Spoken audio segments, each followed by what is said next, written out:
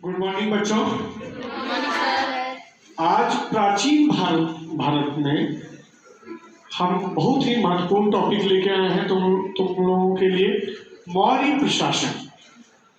प्राचीन समय का जो है सबसे पहला जो हम लोगों को मिलता है मौर्य प्रशासन मिलता है कि किस प्रकार राजपाट और साम्राज्य को एक नियम कानून के तहत एक सुनियोजित तरीके से कैसे इसको चलाया जा सके।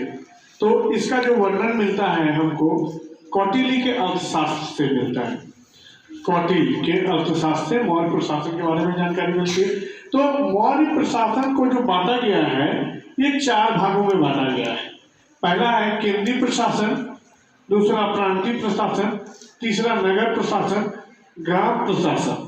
ये 4 मुख्यतः प्रशासन के तरीके इसमें बांटा गया है कि किस प्रकार हम जो है प्रशासन करेंगे।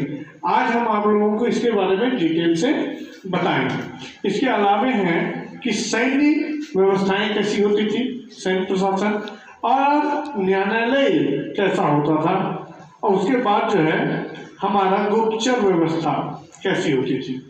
तो चलिए हम लोग बात स्टार्ट करते हैं कि है मौर्य प्रशासन की।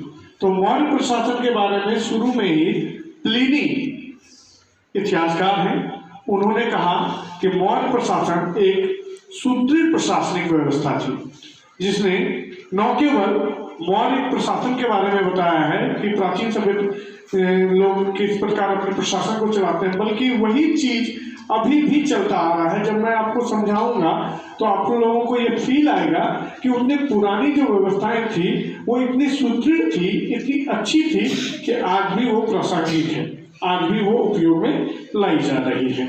तो केंद्रीय प्रशासन का क्या है कि सबसे पहले कि जो केंद्रीय शक्ति थी, जो ताकत था, वो सबसे पहले जो है ज्यादा राजा के पास था। राजा जिस प्रकार अभी प्रधानमंत्री होते हैं उस प्रकार उस समय में राजा होते थे।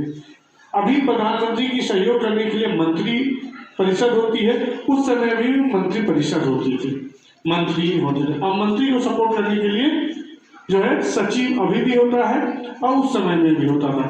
उस समय जो है सचिव को और जो सहयोगी ये होते थे उसको तीर्थ कहा जाता था। क्या कहा जाता था? तीर्थ। तीर्थ की संख्या 18 बताई गई है। तीर्थ की संख्या 18 बताई गई है, जिसमें समाहर्ता, आज भी समाहर्ता वर्ड यूज होता है। जब आप डीसी ऑफिस जाइएगा तो वहां पर लिखा हुआ है उप समाहर्ता का कार्यालय, डिप्टी कमिश्नर इंग्लिश में उसको कहते हैं, और उप समाहर्ता हिंदी में कहते हैं। तो समाहर्ता ये जो शब्द है वो मौर्य काल से आया है, यानी कि समाहर्ता आय व्यय का लेखा जोखा रखने वाला समाहर्ता।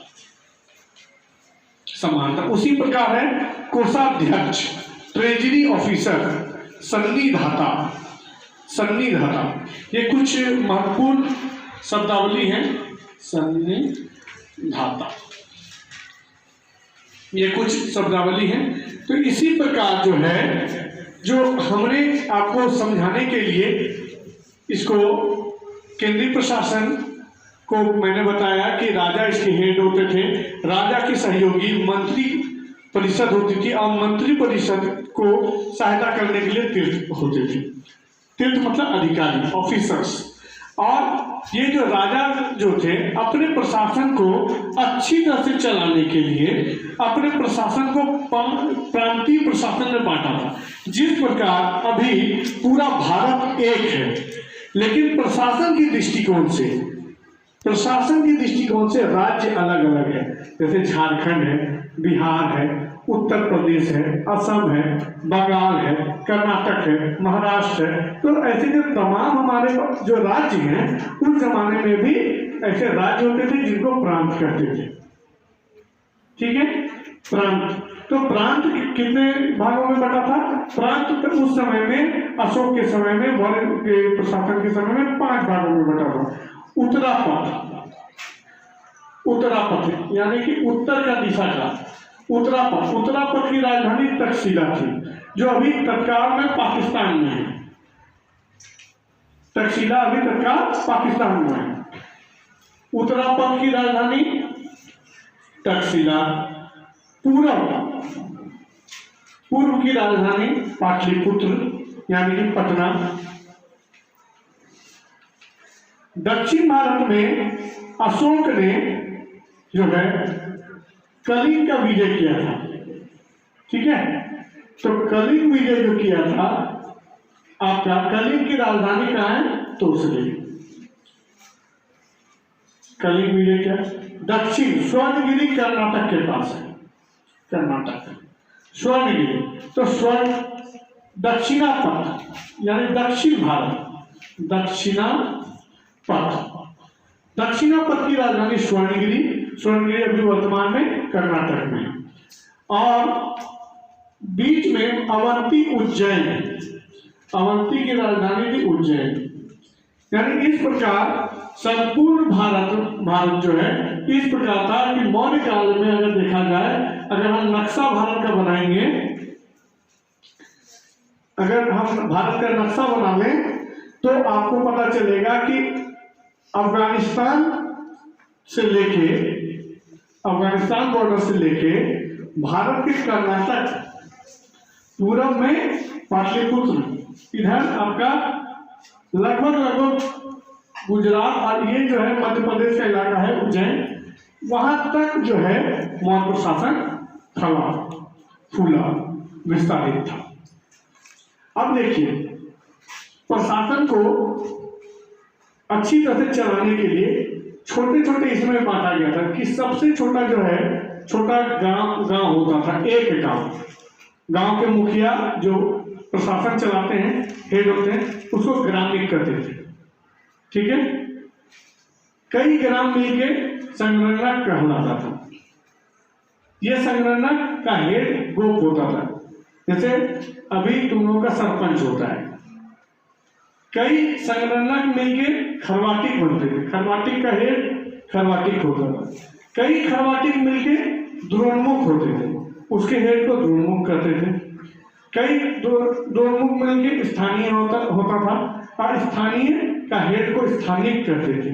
उसी प्रकार कई स्थानिक मिलके, जिस प्रकार अभी कई गांव मिलके पंचायत बनता है, कई पंचायत मिलके ब्लॉक बनता है, कई ब्लॉक मिलके जिला बनता है, कई जिला मिलके राज्य बनता है और कई राज्य मिलके एक देश बनता है।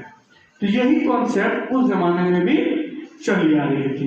ये वही कॉन्सेप्ट है आहार। कई स्थानिक मिलके आहार बना, आहार विषय पति, यानी ये जो आहार है ये अभी जिला को संबोधित कर रहा है। किसको संबोधित कर रहा है? जिला को, ठीक है, जिला को। ये स्थानिक किसको कर रहा है? प्रमंडल, इसको मंडल, आपका अनुमंडल को, अनुमंडल, ये ब्लॉक को, ठीक है, इसी प्रकार, ठीक है। मंडल, अब जिला से ऊपर क्या होता है? प्रमंडल, ठीक है, प्रमंडल। अब कई प्रमंडल मिलकर झारखंड में जैसे 5 प्रमंडल है ना, उसी प्रकार कई प्रमंडल मिलकर प्रांत बना, यानी कि राज्य, और राज्य मिलकर एक देश बनेगा, ठीक है। तो ये थी प्रशासन की करने का तरीका मौर्य काल में। प्लिनी ने कहा कि न केवल ये प्रशासन करने का तरीका था, बल्कि 9000 हाथी थी उस जमाना में। 9000 हाथी था, 30,000 घुड़सवार थे, घोड़ा और उसको चलाने का, और 6 लाख पैदल सेना, जो आसानी से किसी भी प्रतिद्वंदी को रौंदने के लिए, हराने के लिए काफी थी। इसी का प्रमाण मिलता है कि 305 ईस्वी में क्या होता है कि सेल्यूकस निकेटर से जब चंद्रगुप्त मौर्य की लड़ाई होती है, तो चंद्रगुप्त मौर्य जो है उसमें भारतीय किताबों में लिखा हुआ है कि वो विजयी होते हैं और उनको 4 प्रांत कांधार, हेरात, मकरान मिलता है, ठीक है। तो इस तरह हम लोग देख रहे हैं कि प्रांतीय प्रशासन के बारे में, नगरीय प्रशासन, मेगास्थनी ने बताया है कि नगरीय प्रशासन में होता था 30 सदस्यों का एक समूह करता था, जिसमें से 6 समिति थी, जिसमें 30 सदस्य में 6 समिति था, 6 समिति, सब 6 समिति था। और प्रत्येक समिति में 5 सदस्य होते थे, यानी 5 सदस्य की 6 समिति, कुल 30 आदमी, पूरा 30 आदमी मिलकर नगर प्रशासन को चलाता था। उसी प्रकार ग्राम प्रशासन अभी मैंने बता ही दिया आपको कैसे पंचायत व्यवस्था है इसकी, ग्रामीण किसका हेड होता था और संगणक और गोप इसको गांव के प्रशासन को दिखाता था। सैन्य प्रशासन के बारे में बताया कि किस प्रकार जो है हाथी, घुड़सवार, पैदल सैनिक, भाला वाला सब रहता था। अब न्यायालय पे बात आता है। न्यायालय 2 प्रकार के, न्यायालय 2 प्रकार, एक था धर्मस्थयी और एक था गुप्तचर। धर्मस्थयी में क्या होता था कि आपका धर्मस्थयी और कंटक शोधन। धर्मस्थयी जो होता था, धर्म जैसा वर्ड ही है, ये दीवानी मामला को देखता है। दीवानी मतलब हो गया जगह जमीन वाला बात, जगह जमीन, नौकरी चाकरी, कुछ बात हो गया है तो छोटा मोटा मतलब इसके लिए। लेकिन जो कंटक शोधन था ये फौजदारी था। फौजदारी मतलब होता है कि तुरंत एक्शन लेना जरूरी है। फौजदारी मतलब तुरंत एक्शन लेना जरूरी होता है। फौजदारी में मान लीजिए कोई किसी का खून कर दिया है, मर्डर कर दिया है, बलात्कार कर दिया है, किसी का झगड़ा हो गया, तो इस तरह की इसको कहते हैं कंटक शोधन। तो इस प्रकार दो हम लोग देख रहे हैं, एक था धर्मस्थयी, एक था कंटक शोधन। अब जो बात आ रही है गुप्तचर व्यवस्था है। जिस प्रकार अभी सीबीआई है, ईडी है, राव है, उसी प्रकार उस समय में भी गुप्तचर व्यवस्थाएं होती थी। संस्था और संचार में, संस्था में क्या होता था कि ये लोग का एक ऑफिस होता था, यानी बैठ के काम करते थे। ठीक है, संस्था में ये लोग बैठ के काम करते थे एक जगह से। और संचालन में होता था घूम